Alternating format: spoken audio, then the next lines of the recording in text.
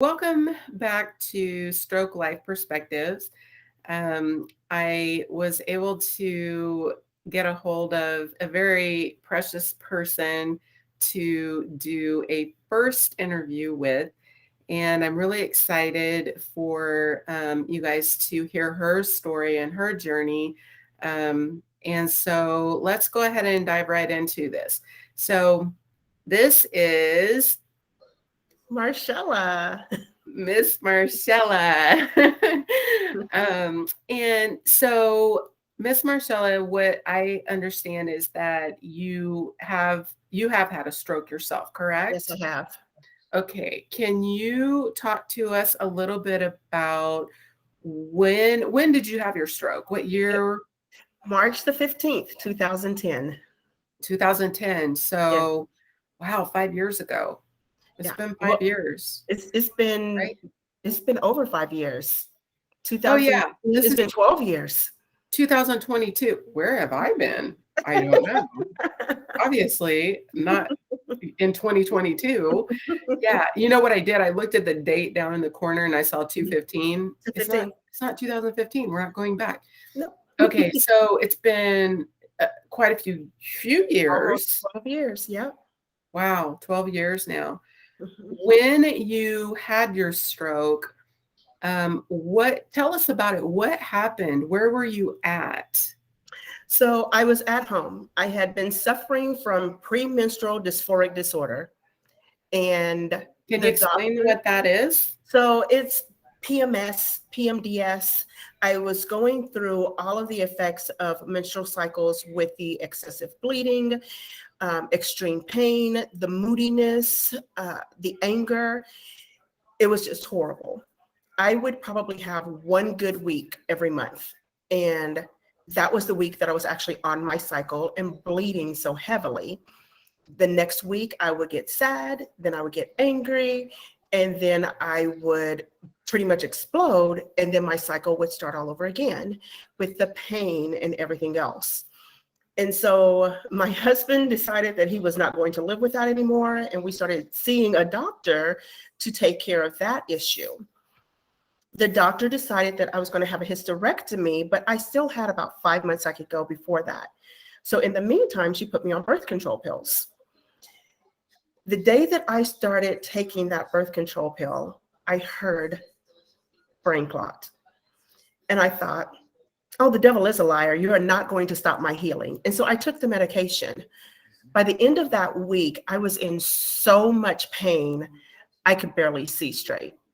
Um, I was already in trouble at work because of all the work that I was missing with the PMD, even though I was on approved leaves and I had applied for FMLA.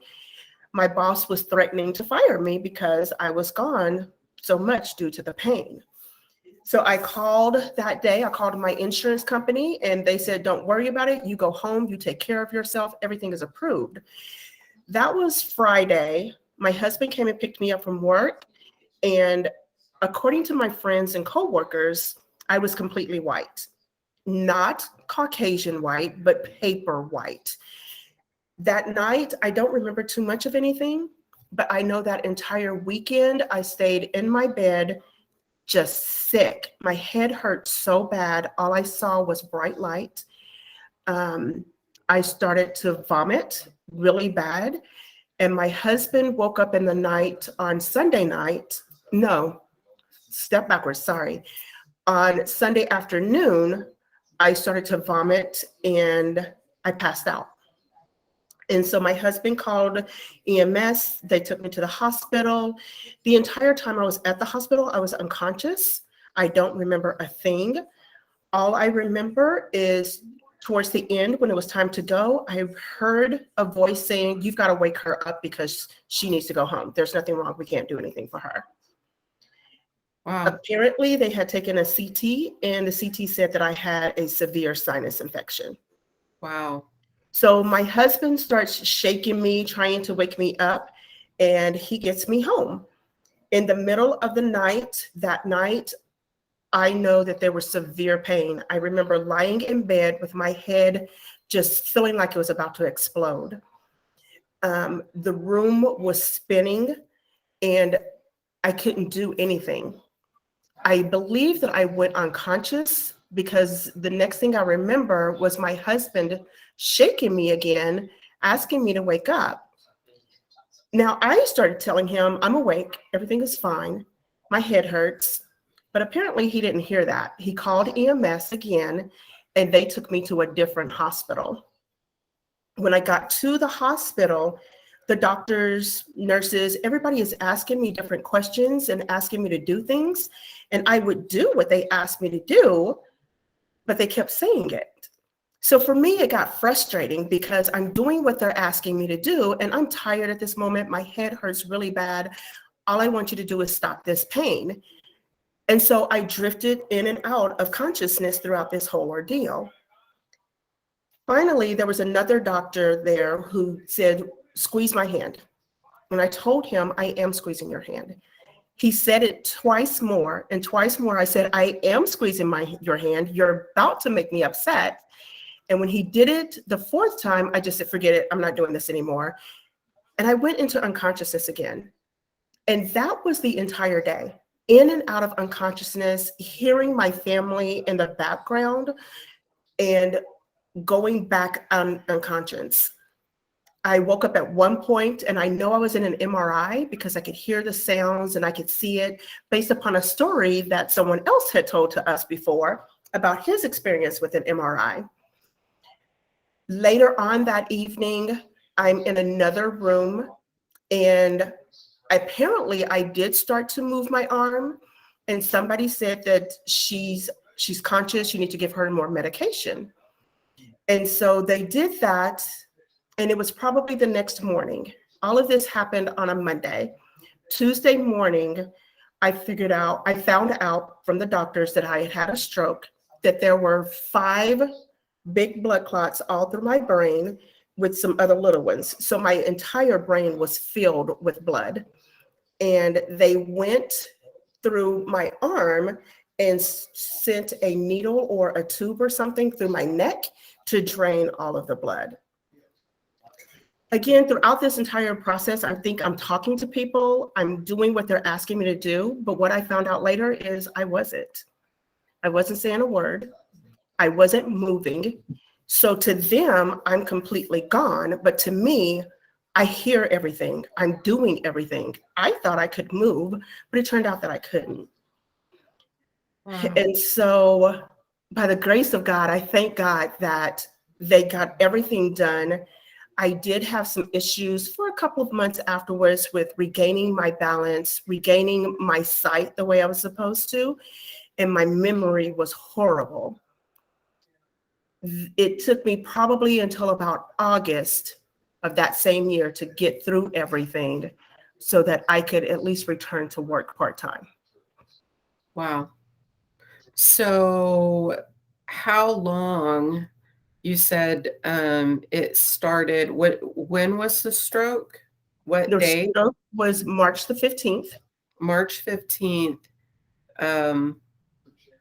Through how long do you feel like it took you to get, and I know that every person's journey is different as far as their recovery response, right? So like how long though do you feel like it took you to get back to what maybe it was the norm for you? Oh my. Or have you even, you know, I know that it goes on. It does, because after you start to regain your balance, because your balance is off and you're going through physical therapy, trying to get everything done. And what they're having you do makes you sick. It makes you vomit. It makes you nauseous, and you don't want to do it, but you have to. You've got floaters in your eyes because something has happened up here. So you can't see the way that you used to. And whereas before all of this started, I wasn't wearing glasses. Now I had to wear extremely dark sunglasses to keep everything in perspective for me so that I could see even a little. And so I would say it took about 6 months for me to be able to see properly again and not have these floaters all through my eyes. My balance started to come back, I would say March, April, May, June. About 3 months later is when I was able to get my balance back. But once they figured out what was wrong, they put me on medication. And the medication hindered my process as well. So where I started to get my memory back and I was speaking now, they could hear me, my voice became stuttered. And so from May all the way up until I stopped taking the medication, probably 2 years ago, I would stutter when I talked. I would lose my train of thought. I would be saying something, trying to get that point across and using words that were in my head, but no one understood what I was saying. And that piece of it, I believe, was more medication than the problem with that originally caused the stroke. Right. So do you feel like, so you're not taking that medication anymore? I am not. Would you mind giving everybody the name of that medication? It's Topamax. Topamax. So if there are people out there that might be exhibiting those type of symptoms, it could possibly be from the Topamax. Correct. Do you feel like since you have stopped taking the Topamax that things have kind of lined up a little bit better for you? Yes. As far as my thought processes are, I can think clearly. I can express myself where everyone understands. There's no delay the way there used to be before, and the stuttering has stopped. Okay. So do you feel like and the Topamax was to treat what? the Topamax was to treat the problem within my brain and all of the pain that was there before. Okay. After we got out of the hospital with the stroke, we went back to the procedure of trying to have the hysterectomy, but because I had a stroke now, they would not do the hysterectomy. And so we had to come up with another alternative. One of those alternatives of stopping the pain was putting me on the Topamax. And my God, the doctors even called it Dopamax because it just makes you feel dopey and loopy because you can't think the way that you did before. It's so frustrating. But I needed it. I had to have that or the pain would start again. Even though we knew what caused the stroke at this point, and we would try to figure out other ways around that, that medication was going to be a part of my life to stop me from having the pain. And it came to a point to where I would rather be able to speak and think clearly than and experience some pain and deal with that occasionally than not have any pain and not be able to think or speak at all. So are there other alternative medications that one could take possibly instead of the Topamax? Or have you tried any other medications? So some of the other things that was done was Botox for migraines. Oh, okay. And that worked wonderfully. I loved it. Now the process is crazy scary. And it's a little funny if you take somebody to the doctor's office with you to do it because they're putting pinpoints all over your head of where they're going to inject you. And my daughters went with me and they said that I looked like an alien with little purple dots all over my face and neck. They literally take the needle and stick it into your skull here in all of the points that they pick out, here, in the top of your skull, and in your neck and shoulders. And because this is so thick, the needle could get stuck. And so I'm sitting there with a needle sticking out of my head and they pry it out. They do the shots in series of 3 in one section. So they would shoot medicine in and then go to the next section and shoot it again. And the medicine would shoot back out at them. So there was some comedy to help get you through it. But Botox for migraines is absolutely wonderful. So is that something that you still do, or is it available to you if you need it? It is still available if I need it, but I only needed to do 6 sessions of it. And the sessions are every 3 months. So it's once a quarter you go to do that. So I did it for 1.5 years. And with the help of that, it dropped the migraines down to where I wasn't having them. And then by that time, the Topamax had taken effect. So where the Topamax had all of the negative side effects, I wasn't having any pain. So that was a wonderful thing. And so I didn't have to do the Botox for migraines anymore. I would just do a rescue medication of Max Salt if I did have a breakthrough migraine. But again, after 10 years of not being able to communicate, I just made the decision to just stop cold turkey, which I shouldn't have done, honestly. I should have talked to a doctor, but. Yeah, and I would say, just for the audience, to stop a medication, you definitely want to consult with your doctor Definitely.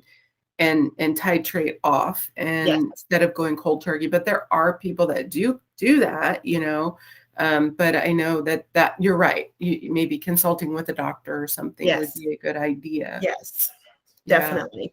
So I want to back up a little bit when you were talking about FMLA and your job, because I'm sure that there are people out there in your position Mhm. that, you know, were in your position that their jobs are, you know, just the same type of situation. So how can you advise them with FMLA, or steps in making sure that their job is secure, or being able to have money to get through, you know, the time frame that they might be Right. in? What are your thoughts on that? What's your advice to them? So the thing with FMLA is a government program, government funded. Not all companies offer FMLA, depending on the size. But I worked for a large company that did offer it. When you go through the process of getting FMLA, your company will give you paperwork that you have to take to your doctor and have it completed. Your doctor then fills that out, sends it back to your HR personnel, and their doctors review it and give you an approval or denial. As long as it goes to the doctors, most times I've seen that they've been approved. Anytime you are absent from work due to that condition, your job is not in danger. You are able to take off the time that is stated, and the FMLA papers do tell you if it's going to be sporadic, if it's a specific time frame. For instance, with mine, my FMLA paper said that I could be off of work 5 days every month, and I would not be in danger of losing my job. As far as pay is concerned, I had to have sick pay to cover that. But if I ran out of sick pay, they were not going to pay it. So I was just going to be out of funds. When I learned that, there's a benefits account that you can set up through your insurance, where you just put money in every paycheck. And when you need that money for anything, you can pull it out. If you don't have anything. Sorry to interrupt. So that's something maybe that someone that's dealing with this could look into with their insurance company. Is that correct? Either their insurance at their job, because their employers will have that, or if your employer doesn't offer that type of medical benefit, you can talk to your insurance agent. That's exactly what AFLAC is for. And then AFLAC isn't the only company out there. Colonial Penn has a program. There's a lot of different insurance companies that have programs that will allow you to just make a monthly premium. And if you have to go to the hospital, or if you're off of work for anything that's related to that illness, they will reimburse you for that time off of work. So if somebody wanted to, just say, maybe use AFLAC as an example, because you mentioned that. So if somebody wanted to contact AFLAC, they would just say, hey, this is what I'm wanting to do. I'm wanting to set up, what is it called? Like a savings account? What verbiage would they use when they call? With AFLAC, they would want to, and I don't know the exact verbiage with AFLAC because I didn't use them at the time. My company had that insurance. But they would tell them that they want to set up an account so that whenever they are away from work due to this and they're missing time from work, it will pay them the money back. Okay. All right. Well, that's great information, because, you know, some people don't know. I think a lot of times people just don't know. Right. I have been on, you know, I'm on a couple different Facebook group pages or whatever for spouses that have surviving stroke husbands or wives, and, and a couple other different groups for stroke, people that are dealing with that. And I see all the time where people are talking about, they lost their job, or, they're not able to work, but then they can't get on disability because disability takes forever, or they're in the process of it, or they've been denied and now they have to reapply. And, so this is actually an avenue that you would probably want to have started prior to having a stroke, maybe, right? Yes, I would say so. And for me, insurance has always been my best friend. I didn't know why I needed it, but I know that I needed it. And so because I worked for a company that did offer great benefits and that just came directly out of my paycheck, so I never missed the money, I took advantage of all of them. So Right. I had my medical insurance, I had the life insurance, I had the accidental, and then there's something that's called long-term disability. When you are off of work and the FMLA runs out, because the FMLA is only good for a year, and then you have to Okay. reapply the next year. Okay. Um, if you have that same condition, you're probably not going to have a problem getting approved, but you do have to reapply every year. But by paying in those little bit of dollars into the long-term disability account and the short-term disability account, my job was only going to take care of, it was in middle March, the end of April, I needed to go back to work. But I wasn't able to go back to work. So at that time, the company's short-term disability kicked in. And that was something that I told them that I wanted to do. So the short-term disability goes away and I'm still not able to come back to work. Now the coverage that I've put into the insurance for the long-term disability kicked in, and I was able to be gone from work for an extended period of time. And the wonderful thing is I was still able to get paid. Yeah. Once, Well, and I'm wondering, if there are people out there that, maybe they have that benefit, maybe they haven't thought about right. using it, Mhm. or, I don't know if it's ever like an automatic thing that employers do, or it's something you have to sign up for. It's Is something that that you'll have to sign up for. It's usually during your enrollment period. You have all of these options that give you all of the different insurance programs. And so you'll tell them that you want to sign up for the long-term disability. And at that point, you can select how much you want it to be, and they will pay that out. The long-term disability doesn't pay you out at 100% of your rate. It paid out at usually 40% or 60%. And so okay? that's where your insurance premiums are going to differ. And it's based upon how much you make at that time. Okay. And so I do suggest to everyone, no matter what your family history is, if you know you have something, or even if you don't, just go ahead and apply for it, because at some point you may need to. Yeah, yeah.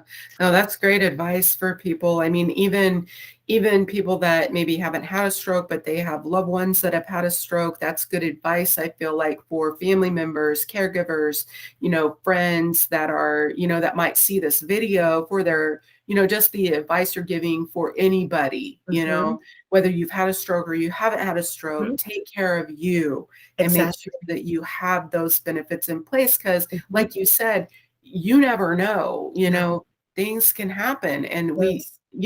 when you had your stroke, when my husband had his stroke, it's not something we planned for. Right. Not You at all. know, it was something that came out of the blue and bam, our whole Mhm. world changed. Yes. And so let's talk a little bit about your husband, your late husband. Um, Yes. what what was his response when you had the stroke?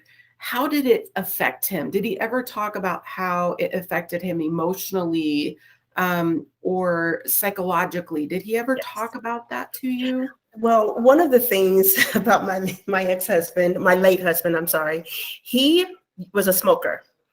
And I told him, no, look, you've got to stop. And so he stopped smoking. He got the patch. He did everything that he could to stop smoking. And he was doing great. I think he had gone 6 months without a cigarette. And then I had the stroke and he picked those cigarettes back up. Oh. And he smoked them until the day he died. But it did so much on to him. It weighed on him. The not knowing what was happening. He could recognize the signs of a stroke. He knew that there was something going on. So he knew that, and he knew enough to call the ambulance. And one, I wasn't conscious. So, but the other thing for him was he was scared because once we got into the hospital, they didn't know what was happening.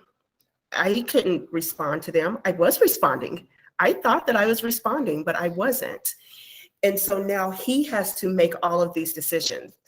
Are we going to go the aggressive route, which is not as safe, or are we going to go the safe route, which may or may not work?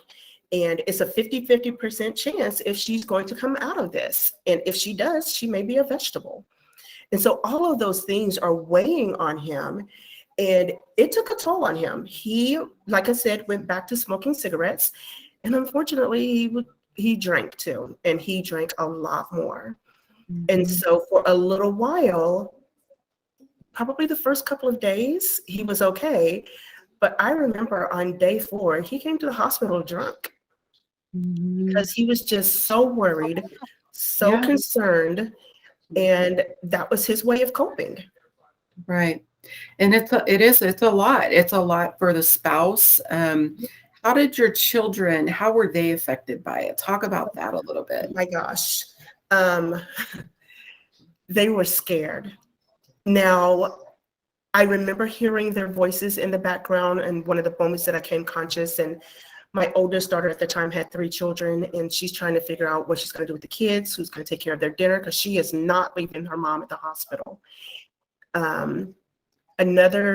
My baby girl at the time, she just stood at my bedside. Now, a lot of this I'm getting secondhand because I was unconscious, but my daughter, who was still at home at the time, or no, she had just moved out. She had just gotten married.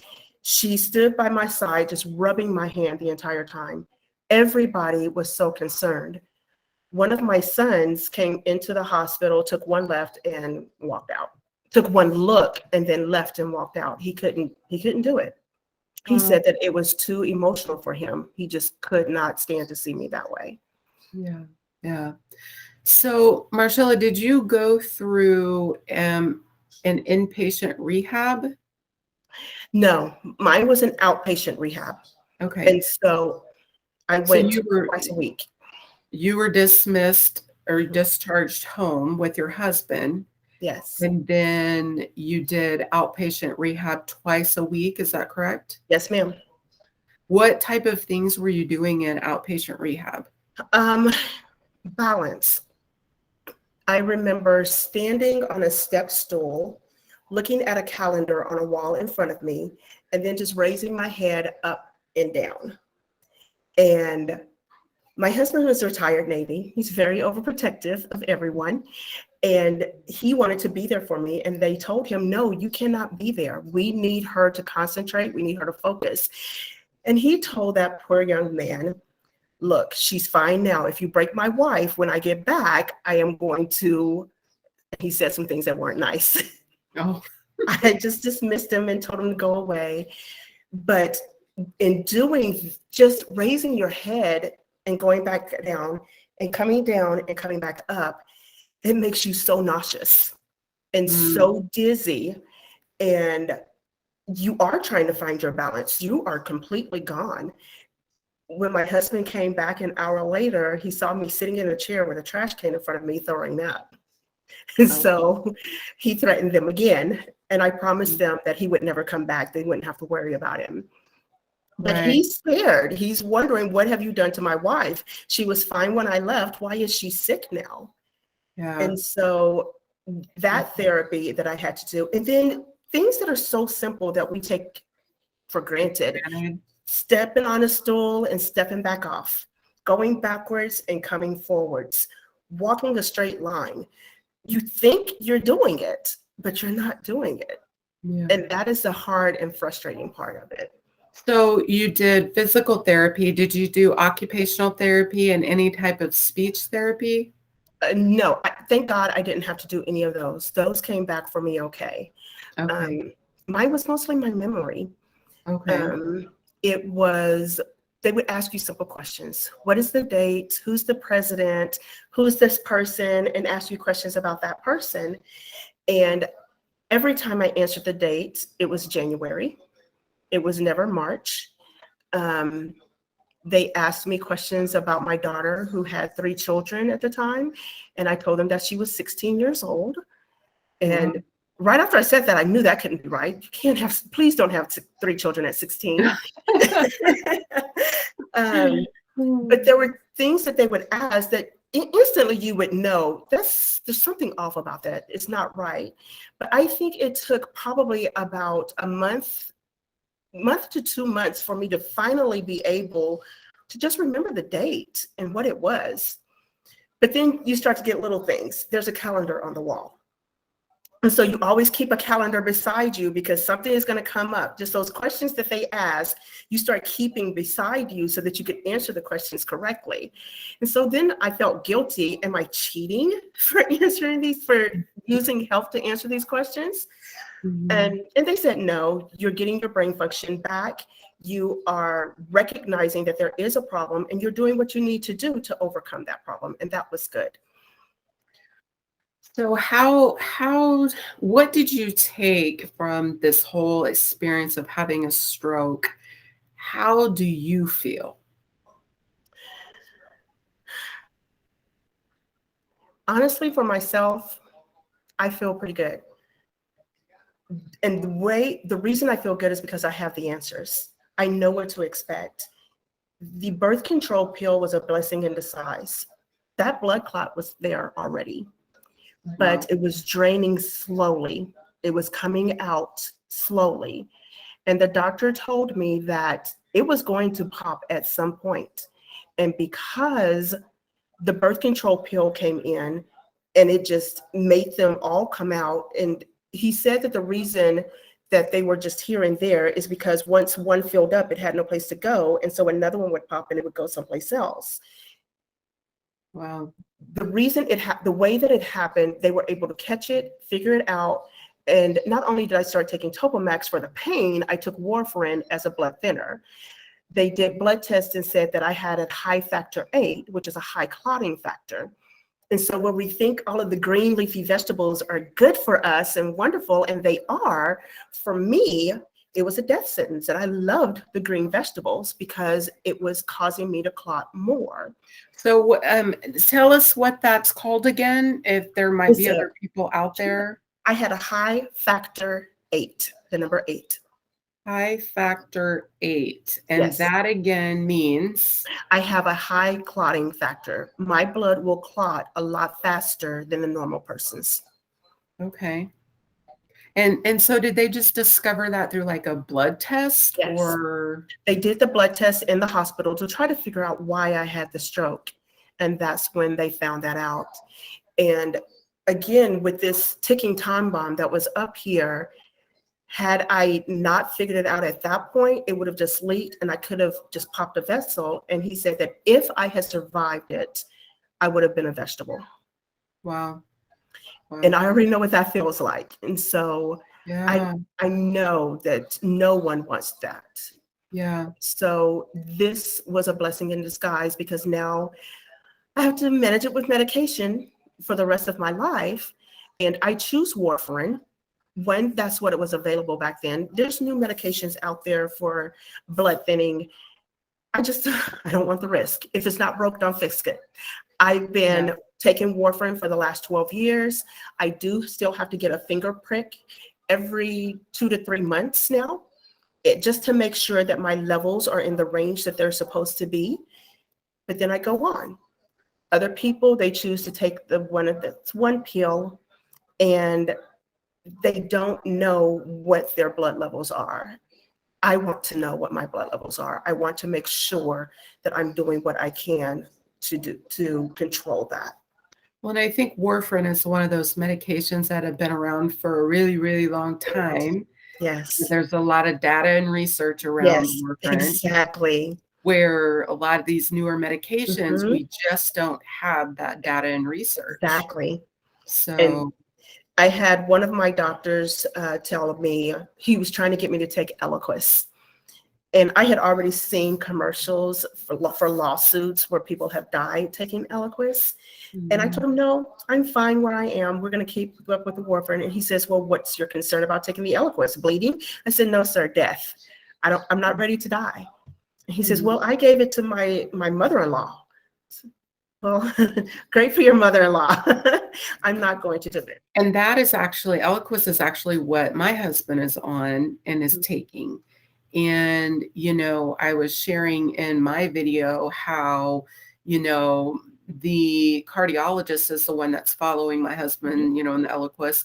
And he has basically told us that because there's not enough data or research around COVID related Mhm. strokes, that we don't know whether to take him off the Eliquis because he didn't they couldn't even find where it was coming from, Wow. the blood clot. And so it's tough because Mhm. they're like, well, do we take him off or do we not take him off? Because if we Mhm. take him off, is he going to have another stroke? But then it Right. was due to what they said was COVID, but he also had high blood pressure. And Mhm. anybody knows high blood Yep. pressure is a prime cocktail Yes. for a stroke. Yes. And so now it's like, do they take him off? Do they not take him off? And then, like you were just talking about the side effects of Eliquis are, Mhm. it's scary. It's Mhm. scary. And so, but you were talking about warfarin and whatever, and that, Mhm. to me, going with something that has that data and that research around Exactly. it, yeah, it's Yeah. more of a solid thing. Mhm. I So, agree. And I'm not trying to down Eliquis. My grandmother has had a couple of blood clots.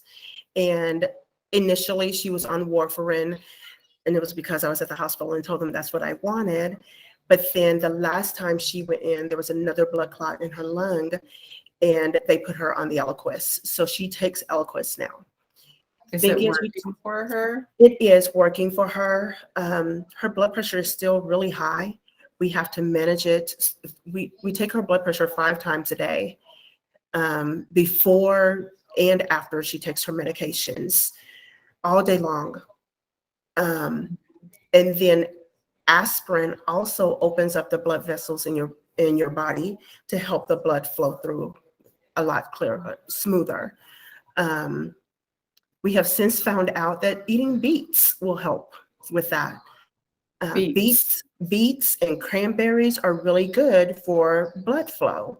Okay. So she takes her Eliquis, and then she drinks a cup of beet juice every morning, and she eats beets in the afternoon or in the evening for a snack. And then she just puts a handful of cranberries as a snack as well. But those help to enlarge the blood vessels so that your blood can flow through. Wow. Wow. Well, that's really good advice and information for people who are just starting this journey or, just don't know. And it's a lot of research, it's a lot of Mhm. information, it's a lot of Yes, trial and error it is. sometimes. And it's hard because it's a human body. And Yes. and then you have some people like my husband, for instance, is we have to watch his blood sugars, we have to watch his high blood pressure, both of those, and balancing that with the cholesterol, and it Yes. all plays together. So, Yes. you know, wow. So let me ask you, how do you feel today? Do you feel like things are on the brighter side? Yes. Are you ever concerned it could happen again? Has the doctors ever said it could happen again?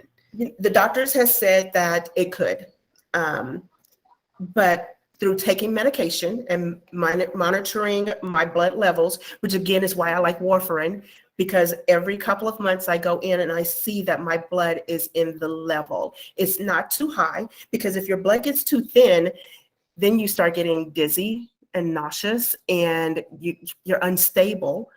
But if your blood is too thick, you don't really know that quite as much. And so you're liable to clot a lot more. So I like knowing my levels because that helps keep me in line. It's peace of mind for me as well. Yeah. Um, so I take the warfarin every day.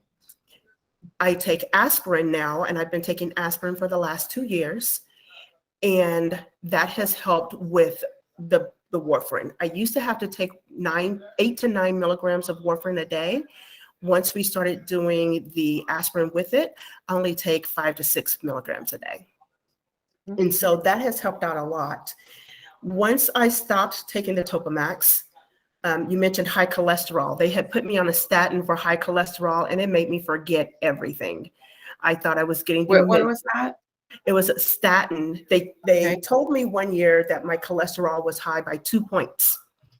And Oh, so wow. they put me on Crestor, I believe it was, in July. And this was July, I believe July 2020. By January 2020, I had no idea what was going on. I was doing things twice. I thought that I was just really organized. Hey, I've already done it. It's wonderful. No, I didn't do that. And I thought that I did, or I gave you this. No, you didn't give me a thing. And then I would go to my pocket and there it was. And so Crestor, where it was a great medication as far as widening my blood vessels to help the blood flow through, it messed with my head. And so I had to stop taking that. And now I'm clearer. So that helps a lot. I can think better. I'm back on my toes where I was before. So I Good. take warfarin and I take aspirin, and I feel really good.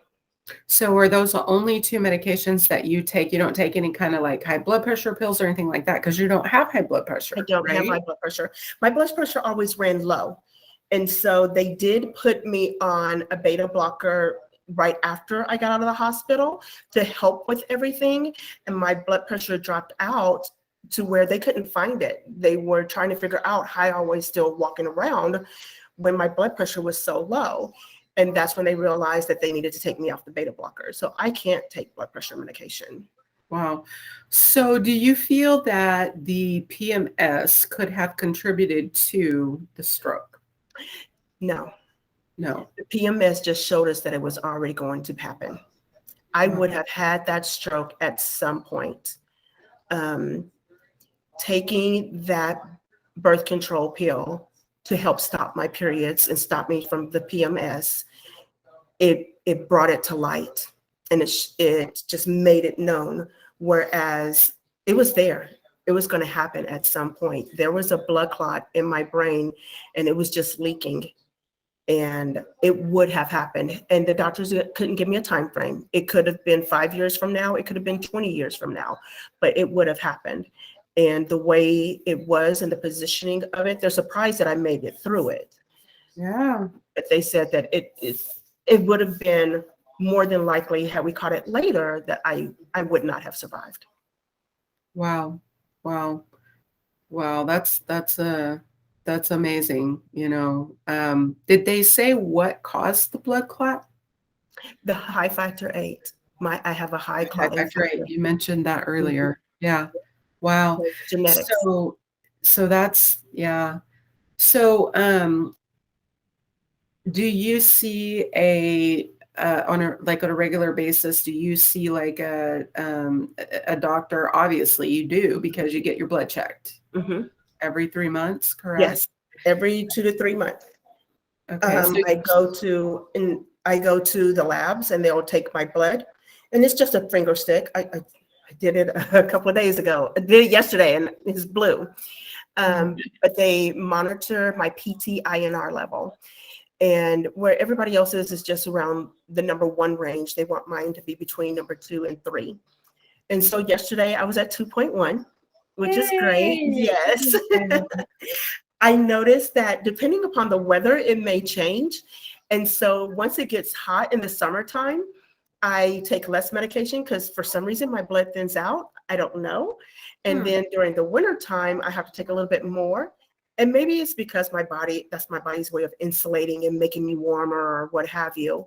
But for the last year, since I started taking the aspirin, it's been around the same level. I haven't had to play the games of the ups and downs. So the aspirin and the warfarin working together is keeping my levels right between 2.1 and 2.5. Wow, So that's it's been, great. yes, it's been great. And it can be inconvenient sometimes to have to go to the lab and get that checked. And then I just call to my pharmacist and let her know, hey, this is what it is. And the pharmacist is the one who regulates that medication. I just see my PCP every year for my annual physical. Okay. So we are about out of time. What would you say to somebody that has experienced a stroke or is a family member going through this whole journey with their loved one that has had the stroke, that might be a little bit scared or Yes, fearful yes, or whatever? scared, Yeah, how overprotective, all of that. right. What would you say to that person, So to for the encourage them? person who has gone through the stroke, um, it gets better. It does get better. Don't give up and know that your family is there for you, even if they're being overprotective and don't want you to do anything and put the knife down, you're going to cut yourself, or because you may have a blood clot, a bleeding episode, or whatever it is. Just be patient with them. Know that I'm a believer. God's got you, and you will get through this. It's going to be okay. For the family, they're going to be okay. You don't have to hold their hand through everything. They can do it. They can cut the tomatoes. They can go out into the loud noises. They can do all of it. The worst part of it for me was everyone was so overprotective. They just put pillows all around me and just smothered me so that I wouldn't bump into anything because I'm going to bruise, or that they don't want me to cook or cut anything. And I was a chef. I love to cook. And Mhm. so that became so smothering, it sent me into a depression. Mm. And so Mhm. I understand what they were trying to do, and I love them for it, but I needed them to back off a little bit and let me be who I was. Right. And And you mentioning depression. Depression, I think, is something that, my husband was in a rehab hospital for over a month. And, I saw and I met so many different people that had strokes, and, you know, they were dealing with depression. Mhm. Depression, I think, is something that, um, I mean, it's not out of the norm, right? Like, No, it's not. It's not. And I would say be honest with your loved ones if you're going through that, and be honest with your doctor. When you go for your checkup, if your doctor says, "Are you depressed?" Don't say no because it's not the thing to do, or you're strong and you want to handle it. mm, Yeah, I am feeling a little sad right now.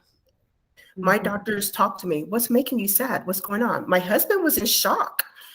And I'm just in the house all day. I can't do anything. I'm being sheltered. And so I haven't gotten back to my life the way that it was before. And once my husband heard that, he started to back off. And I was able to come back to life and to experience life again, to cook, to be with friends. Because he had even shut down my friends. Nope, can't come over because she needs her rest. And I don't want you taking away her rest. And while I did need my rest, I got a lot of strength from my friends. yeah, And yeah. so be honest with yourself, be honest with your doctors. If your family is smothering you, let them know. I'm a big girl or I'm a big guy. I can take care of this now. Right, right. Even if you think you can't. Right, right. And I think, just my own journey with my husband, each person strokes affect different, right? Mhm. So you have some people that are like total care, Yes. and it might have affected them a little bit, harder Mhm. than others, someone else, Mhm. I met a nurse at one of the rehab hospitals that took care of my husband, and that nurse had actually had two strokes and was working now. I would have never known. Had he Yeah. not shared with us that he Mhm. had a stroke and went through the rehab, I would have never known. Mhm. But then I know that there are others that I saw when I was there that had strokes that were totally bedridden, total care. And my husband was one of those. Mhm. And I know that, each recovery, process is different, and Yes. our bodies respond differently, I think, Mhm. to the trauma, because it is a trauma. Yes. Um, so, so you look great. You look Thank like, you. I feel I would have never known nope. had had you not said Mm-mm. something, and, I would have, you wouldn't know. Mm-mm. You wouldn't know. So there is a light on the other There side. is. And There so is.